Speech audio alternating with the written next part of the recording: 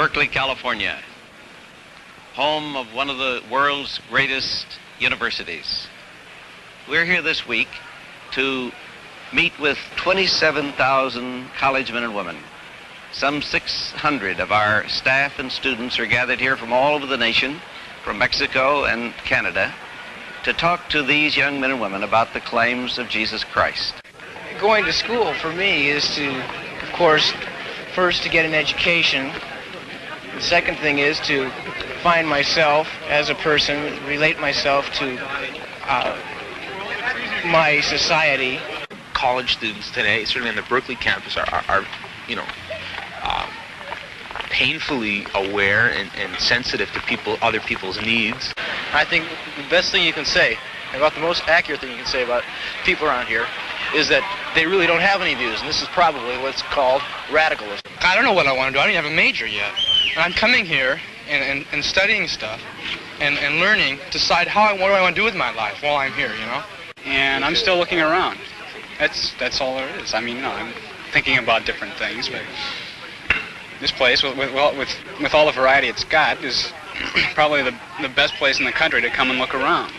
This is what Berkeley is, you know. Be you communist, fascist, or what, you can be here and say what you have to say. If our world is to be changed, it's going to be done at the university level on the campus. And you guys have got the message. And you've got a power working for you that is absolutely supernatural. Now, when you're witnessing here on campus, I want you to be conscious of the fact that while you're witnessing, another voice is also speaking. Because Jesus Christ said, I am the way, the truth, and the life. You see, it's the work of the Holy Spirit. You give the message. Make it clear, make it simple. Give the 4 spiritual laws. As simple as you know how, authoritatively. Let them see it in the way you look in your face. Do they see that you care and that you love? And in certain of the people that you talk to, that you won't even know which ones, God has in a strange way prepared their hearts. And you may not see any visible result. And you're going to be amazed at the judgment seat of Christ when the results are there. Of a witness that you thought was a failure. Because you see, another voice is speaking at a deeper level than you're able to do. We are not to argue. I do not know of anyone who's ever been introduced to Christ through argument. We are to go around this campus looking for people who are ripe. There's a tense feeling in the hearts of many students.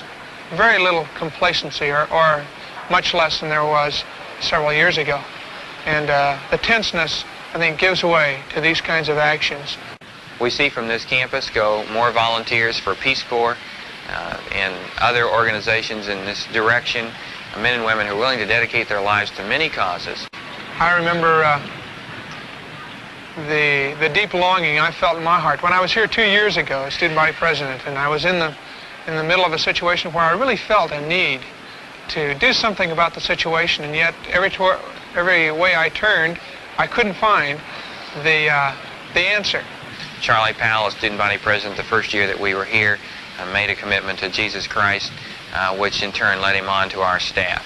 Now that Jesus Christ has given me new light, new hope, and a real foundation for life, it's a great delight for me to be here again, to talk to students about Jesus Christ, and to see them, in many instances, willingly receive him into their own lives. What we are doing in Campus Crusade is asking people to come to the person of Christ, not to a particular church, to the person of Christ and experience Christ. You go on any campus today and you're asked to experience something. If you haven't had sex experience, the pressure is on to have sex experience. If you haven't had LSD, the pressure is on to try it. Experience it. Experience pot. Why not experience Christ? Because Christ is an experience. He's a life. Because when you give your life to Christ, he comes to live through you. He gives you a supernatural power to love your neighbor.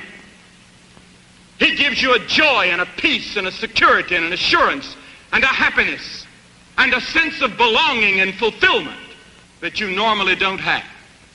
If a group of students at Berkeley gave themselves totally to Christ and began living for Christ no matter what the cost, you could change our generation.